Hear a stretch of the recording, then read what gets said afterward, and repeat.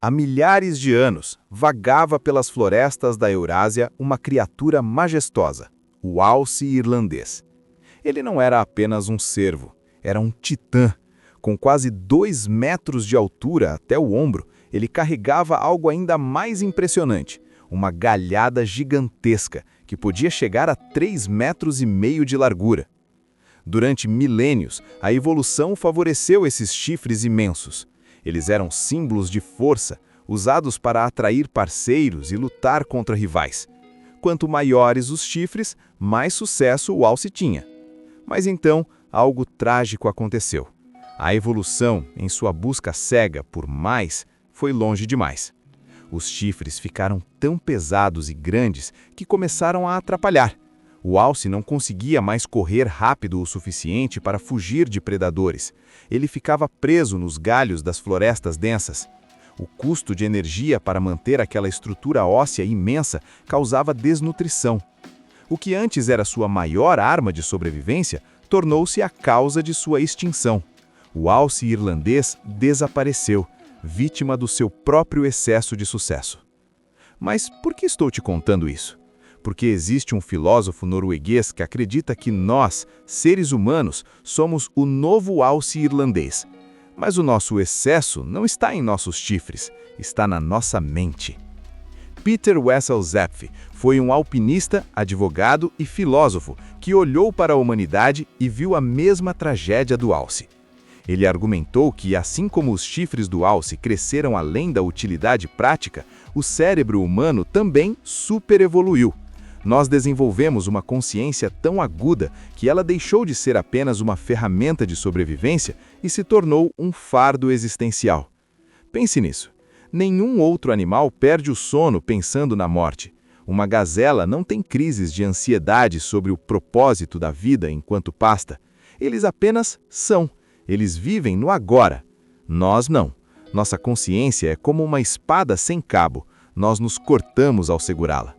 Nós somos a única espécie que sabe que vai morrer. Nós buscamos justiça em um universo indiferente. Nós ansiamos por significado em um cosmos que não oferece nenhum. Zepf chamou isso de um erro biológico. A natureza, num tiro que saiu pela culatra, criou um ser capaz de sentir uma dor cósmica, um medo do futuro e uma nostalgia do passado, tudo ao mesmo tempo. Nós sabemos demais para sermos felizes. Então, como é que nós não entramos em colapso? Como a humanidade acorda todo dia, vai trabalhar e continua vivendo sem ser esmagada por esse peso existencial? Zepf diz que se o alce pudesse serrar seus próprios chifres para sobreviver, ele o faria. E é exatamente isso que nós fazemos. Nós podamos nossa consciência. Nós limitamos artificialmente o que percebemos da realidade para não enlouquecer. Segundo ele, usamos 4 mecanismos de defesa principais para ignorar o horror da existência. O isolamento. O primeiro método é simplesmente não olhar. É a ignorância deliberada.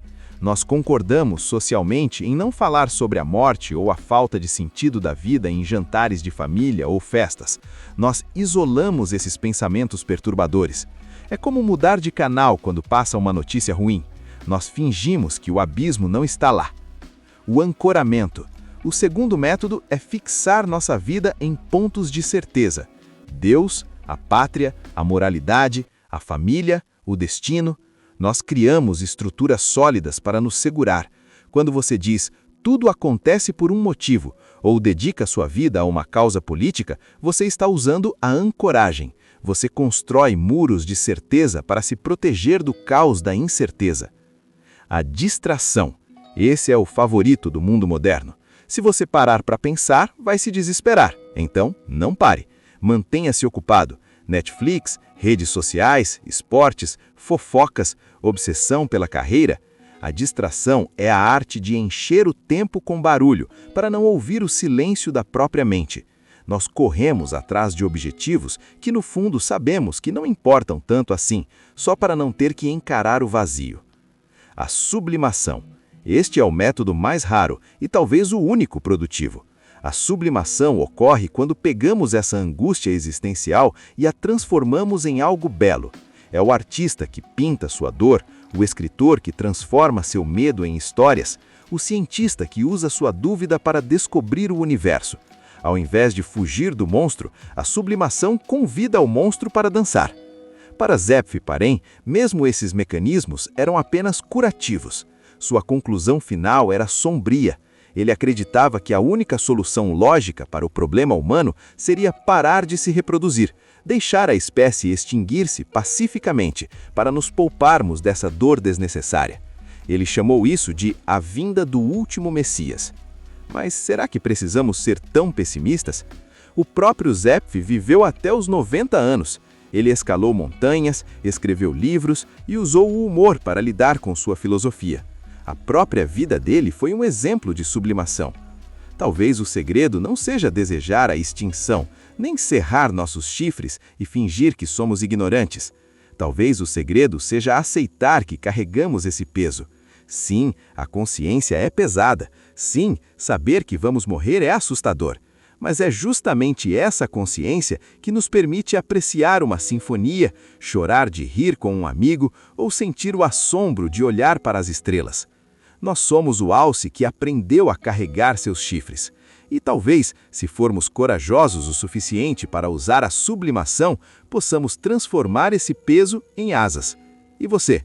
Qual desses 4 mecanismos você mais usa no seu dia a dia? Você se distrai, se ancora, se isola ou sublima? Me conta aqui nos comentários, eu realmente quero saber como vocês lidam com isso. Se você gostou desse mergulho na filosofia existencial, não esqueça de deixar o like e se inscrever. Até a próxima e cuidado com o peso dos seus pensamentos.